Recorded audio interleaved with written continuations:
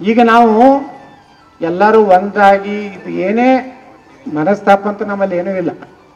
ಬಹುಶಃ ಕರ್ನಾಟಕದಾಗ ಯಾವುದೇ ರೀತಿ ಅಪಸ್ವರ ಹೇಳಾರ್ದು ಲೋಕಸಭಾ ಇದ್ರೆ ಅದು ವಿಜಯಪುರ ಲೋಕಸಭಾ. ಯಾರು ನಾವು ಜಗಳ ಏನಾರು ಮಾಡಿವಲ್ಲ, ಉಳ್ಕಿನ ಕಡೆ ಎಲ್ಲ ಇನ್ನೊಂದು ಜಗಳ ನಡೆದಾವ. ಚಿತ್ರದುರ್ಗದಲ್ಲಿ ಡಿಸುಮ್ ಡಿಸುಮ್, ಬೆಂಗಳೂರು ಗ್ರಾಮೀಣದಲ್ಲಿ ಡಸಮ್ ಡಿಸುಮ್, ಅದ್ಯಾವುದು ಚಿಕ್ಕಬಳ್ಳಾಪುರದಲ್ಲಿ ಡಿಸುಮ್ ಡಿಸುಮ್, ಅದು ಬಿಜಾಪುರ ಬಾಗಲಕೋಟೆ ಯಾರಿಗೆ ಯಾವ ಡಿಸುಮಲ್ಲ ಏನಲ್ಲಿ ಎಲ್ಲರೂ ಒಂದು ಅಪಸ್ವರ ಇಲ್ಲಾರ್ದೇ 2 ಲೋಕಸಭಾ ಮಾತ್ರ. ಕರ್ನಾಟಕ ನಾವೇ ಮಾದರಿ.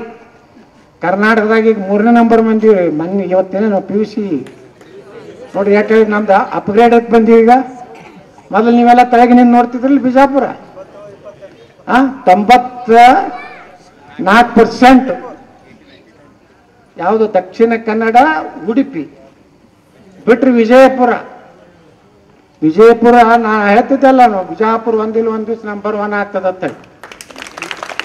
ಲಸಿಕೆ ಒಳಗೆ ನಾವು ನಂಬರ್ 1 106% ಲಸಿಕೆ ಮಾಡಿದ್ರೆ ಇಡೀ ರಾಜ್ಯದಾಗ ಲಸಿಕೆದೊಳಗೆ ನಾವು ನಂಬರ್ 1.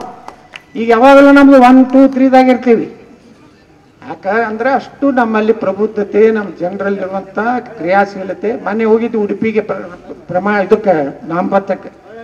ಅಲ್ಲೊಬ್ರು BJPಗೆ ಹಿರಿಯ ಕಾರ್ಯಕರ್ತರು ಹೇಳಿದ್ರು, ಯತ್ನಾಡ್ರೆ ಇವತ್ತು ದಕ್ಷಿಣ ಕನ್ನಡ ಆಗಲಿ ಉಡುಪಿ ಆಗಲಿ ಇಷ್ಟು ದೊಡ್ಡ ಕೆಲಸಗಳಾಗಬೇಕಾದ್ರೆ, ಕಟ್ಟಡ ಕೆಲಸ ಆಗಬೇಕಾದ್ರೆ, ರಸ್ತೆ ಕೆಲಸ ಆಗಬೇಕಾದ್ರೆ ಏನಾದರೂ ಉಪಕಾರ ಇದ್ರೆ ಅದು ಬಿಜಾಪುರದ ಜಿಲ್ಲೆಯ ಜನರಿಗೆ ಒಂದು ಉಪಕಾರ ಅಂತ ಹೇಳಿದ್ರು.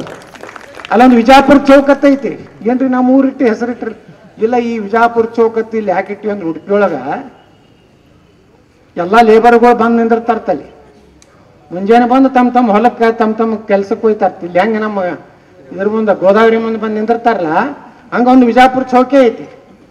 ಆ ರೀತಿ ಒಂದು ವಾತಾವರಣದಲ್ಲಿ ನಾವೆಲ್ಲರಿಗೂ ನಿಮ್ಮ ಕಳಕಳಿನ ಮನವಿ ಮಾಡ್ಕೊತೀನಿ.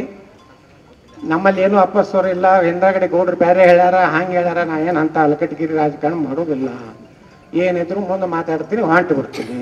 ಹಿಂಗಾಗಿ ನನಗೆ ಯಾರೂ ಏನೂ ಮಾಡೋದು ಆಗಲಾಗೈತಿ, ಹೊರಗೂ ಹಾಕೋದು ಆಗಲಾಗೈತಿ. ಯಾಕಪ್ಪ ಅಂದ್ರೆ ನಾ ಹಿಂಗೆ ಇದ್ದೀನಿ ಅಂತ ಅವ್ರು ಮ್ಯಾಗಿನವ್ರಿಗೂ ಗುರ್ತಾಗ್ಬಿಟ್ಟು, ಓ ವಯಸ್ಸೇ ಕಲ್ತ ರಣೇದೋ ಯಾರು ಉಸ್ಕೋ ಬಾರ್ ಮೇಲೆ ಕ್ಯಾ ಚಿಂತಕತ್ತ ಚಲೋ ಅಂತಾರ ಅಮಿತ್ ಶಾ ಹೇಳ್ತಾರೆ.